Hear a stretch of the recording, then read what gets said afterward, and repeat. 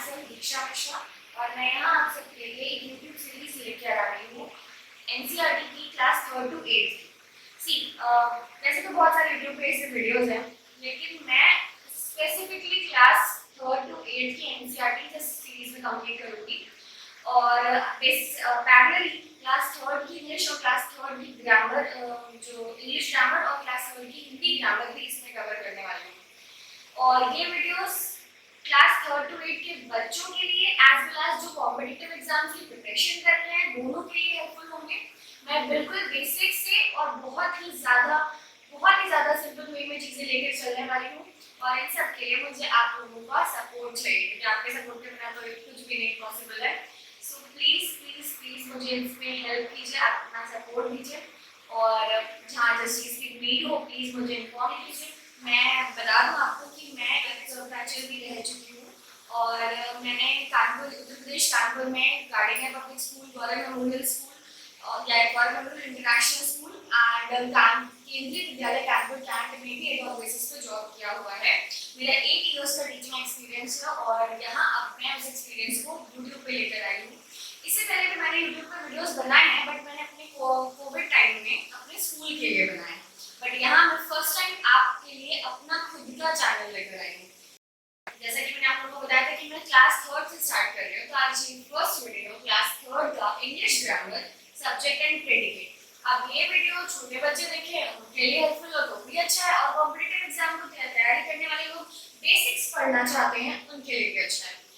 Well, subject and predicate, अब ये दो वर्ड हैं क्या, सब्जेक्ट एंड प्रेडिकेट। इनसे पहले हम वो पूछते हैं कि सेंटेंस क्या होता है। सबको पता होगा ना, क्लास 1 2nd में सेंटेंस तो सभी ने पढ़ लिया होगा ना, वाक्य क्या होता है, सेंटेंस क्या होता है, राइट। सो हर सेंटेंस का दो पार्ट, हर सेंटेंस का, दुनिया में कोई भी सेंटेंस होगा, कोई भी टाइप का सेंटेंस हो, all type of sentences have two parts, subject and predicate. अब now what are these two words, what is subject and what is predicate? Let's understand. So now, here are the definitions of subject and predicate. Subject, name of the person. Subject tells the name of the person, animal or thing we are speaking about. What does this mean? कि हम जिसके बारे में, sentence कोई भी आप ले लीजिए, एक सेंटेंस एक वाक्य है, राहुल is playing, या Rahul is playing with the ball. Rahul is playing with the ball. It's normal sentence. It's just a normal sentence. Rahul एक बॉल से खेल रहा है। अब कौन खेल रहा है, कौन खेल रहा है, किसके बारे में बात कर रहे हैं? Name of the person, animal और thing we are speaking about. Mean subject क्या है, उसका नाम, उस पर्सन का नाम या उस एनिमल का नाम या फिर उस चीज का नाम जिसके बारे में हम बात कर रहे हैं, जिसके बारे में उस सेंटेंस में बात हो रही है, that will be called as subject, right. अभी cat is drinking the milk, cat is drinking the milk. अब now animal, cat, कौन पी रहा है दूध, cat, right. तो cat will be the subject. हम किसके बारे में बात कर रहे हैं, cat के बारे में, right. तो now the cat will be the subject. Similarly, now come on the predicate. अब एक सेंटेंस है, सब्जेक्ट तो हो गया भाई, हम जिसके बारे में बात कर रहे हैं, जिसके बारे में सेंटेंस में बात हो रही है, डू है, जो काम कोई कुछ कर रहा है या कुछ इसके बारे में बात हो रही है, वो तो हो गया subject. Rest all the part of the sentence will be the predicate. ये तो बहुत एक सिंपल सा तरीका है प्रेडिकेट पता करने का कि भाई सब्जेक्ट तो हमने अलग कर लिया, जिसके बारे में बात हो रही थी वो सब्जेक्ट हो गया, बाकी बचा हुआ सब कुछ हो गया प्रेडिकेट। पर नहीं, अब हम ग्रामर के रूल से अगर हम ये पढ़ें कि predicate it contains a verb and gives information about the subject. ठीक, ये तो भाई एक नॉर्मल बात हो गई हमें इजीली समझने के लिए कि जो एक सब्जेक्ट पहले अलग कर लो, तो बाकी का बचा हुआ तो सब कुछ प्रेडिकेट हो गया। लेकिन अब ग्रामर के रूल से अगर हम समझें तो सब्जेक्ट तो हो गया जिसके बारे में बात हो रही थी, और प्रेडिकेट में आ जाएगा सब्जेक्ट के बाद का वर्ब, और वर्ब के बाद में सब्जेक्ट जो कुछ भी सब्जेक्ट कर रहा है, या फिर कि उस सब्जेक्ट के बारे में हमें क्या पता चल रहा है। जैसे कि मैंने फर्स्ट एग्जांपल क्या बताया था, Rahul is playing with the ball, तो राहुल तो सब्जेक्ट हो गया भाई, राहुल के बारे में बात हो रही थी, लेकिन राहुल कर क्या रहा है, राहुल के बारे में हमें और क्या पता चल रहा है, राहुल एक बॉल से खेल रहा है, Rahul is playing with the ball. So rest of the sentence और वर्ब कहाँ आया, जस्ट सब्जेक्ट के बाद वर्ब क्या था, इज। तो आफ्टर इज और वर्ब ले लिया और वर्ब के बाद का पूरा पार्ट जो भी सेंटेंस का है that will be the predicate. अब ये तो वर्बली समझना थोड़ा सा डिफिकल्ट होगा, हम एग्जाम्पल्स पे आते हैं, एक एक्सरसाइज लेते हैं, उससे आपको और अच्छे से क्लियर होगा। So let's come. Okay, so now here I am with your examples. In examples में हम सब्जेक्ट एंड प्रेडिकेट दोनों सीखेंगे, ठीक है। My first example, let's read. I hope you all are able to see whatever I have written.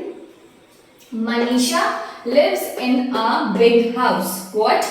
Manisha lives in a big house. Manisha एक बड़े घर में रहती है. What does this sentence? Manisha lives in a big house. अभी मैंने क्या बोला था? Definition क्या थी सब्जेक्ट की? Remember कि the person, animal or thing we are speaking about. Subject is what? Subject is about the person, animal or thing we are speaking about. हम जिसके बारे में बात कर रहे हैं वो हमारा सब्जेक्ट था, यही डेफिनेशन थी ना, याद आया? तो अभी हम किसके बारे में बात कर रहे हैं? कौन बड़े हाउस में रहता है भाई? कौन बड़े से घर में रहता है? Who lives in a big house? Manisha, right? हम किसके बारे में बात कर रहे हैं? मनीषा। तो मनीषा क्या हो गई भाई? Subject. Very good, it's very simple. Manisha will be subject. And अभी predicate क्या था? कि predicate contains verbs and rest and about the subject. All the information about the subject. यही तो predicate था। इस predicate में verb आ जाएगा और subject के बारे में जो भी कुछ information है subject के बारे में वो सब कुछ predicate हो जाएगा। और सिंपली सीक्रेटली अगर मैं आपको समझाऊं, एक बहुत सिंपल है, सब्जेक्ट पहले अलग कर लो, बाकी का सारा सेंटेंस बचा हुआ, rest all the sentence will be the predicate. तो ये तो बहुत अच्छी ट्रिक है प्रेडिकेट समझने की। सब्जेक्ट अलग कर ही लिया हमने, rest all the sentence will be our predicate. Rules के अकॉर्डिंग जाएं अगर हम ग्रामर के, तो इसमें वर्ब भी आ गया और मनीषा के बारे में भी जितना कुछ पता चल रहा है वो सब कुछ क्या हो गया? Predicate. Am I clear? Well, let's come on the next sentence. A large tree is growing in a park. एक बड़ा सा पेड़ है जो कि पार्क में ग्रो कर रहा है, उग रहा है, ठीक है, बड़ा हो रहा है। A large tree is growing in a park. तो अभी हम किसके बारे में, वो तो डेफिनेशन याद रखना बस कि एक एनिमल, पर्सन और थिंग के बारे में बात, जिसके बारे में बात हो रही है वो हमारा सब्जेक्ट है। तो यहाँ पे थिंग आ गया ना, एक living thing. A large tree is growing in a park, किसकी थिंग? कौन है? ट्री। किसके बारे में बात हो रही है? एक बड़े से पेड़ के बारे में, ठीक है। किसके बारे में बात हो रही है? एक बड़े से पेड़ के बारे में। तो a large tree will be your subject and rest, जैसा कि मैंने बताया उसमें verb आ जाएगा बाकी के बचे के पार्ट में, और बाकी जितनी भी इंफॉर्मेशन उस ट्री के बारे में है वो सब कुछ क्या हो जाएगा? प्रेडिकेट। तो अभी तो सिंपल हो गया ना कि rest all will be the predicate. Okay, clear? Now next come on the third sentence. The travelers stopped several times to take refreshment. Travelers, यात्रीगण, वो कई बार रुके रिफ्रेशमेंट लेने के लिए। कौन रुका? कौन रुका? Who stopped several times? किसके बारे में बात हो रही है?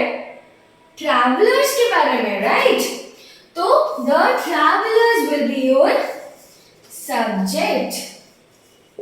And rest, अब stop क्या हो गया? Verb हो गया ना, stopped क्या हो गया? Verb और बाकी का पूरा सेंटेंस हमारा क्या हो जाता है?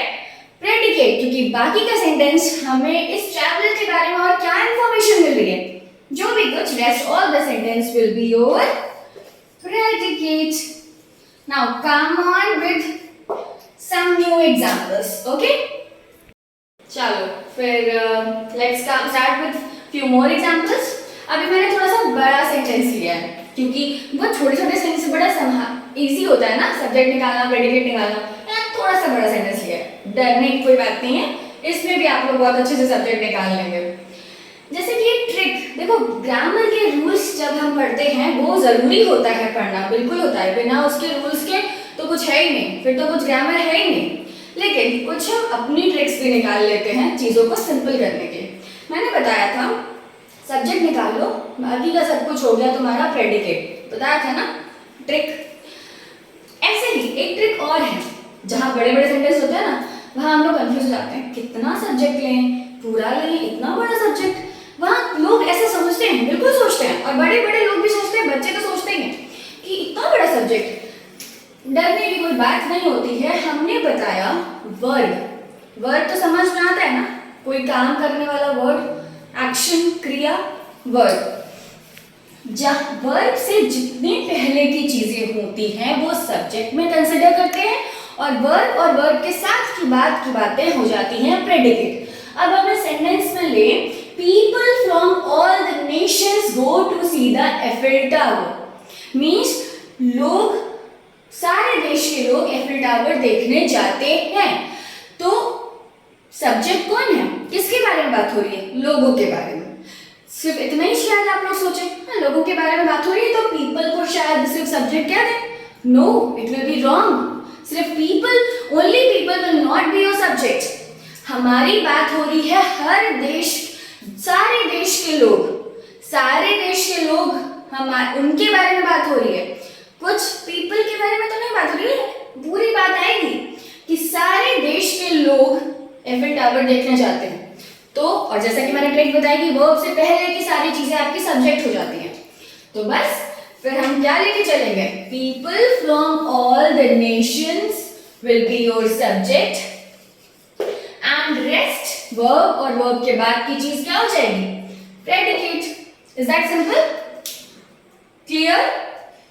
Well, now let's come to the next sentence. ये तो बहुत सिंपल है भाई। A bee buzzed around me. Buzzed, वो buzz मधुमक्खी कैसे करती है, आवाज निकालती है, उसकी मधुमक्खी की आवाज को buzzed बोलते हैं ना, buzz। तो अभी bee buzzed around me, कौन कर रहा है, bee। तो a bee will be your subject and rest all will be your predicate. Similarly, come on the next. The ball rolled down the hill. कौन रोल हिल के नीचे आ गई, बॉल। थिंग के बारे में भी बात होगी तो भी तो सब्जेक्ट होगा ना।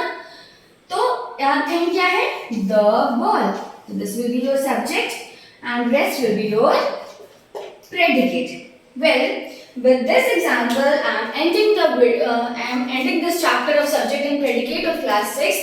I hope you all will understand, now will be easy for you that what is subject and what is predicate. Thank you all. So please like, share and subscribe. Thank you.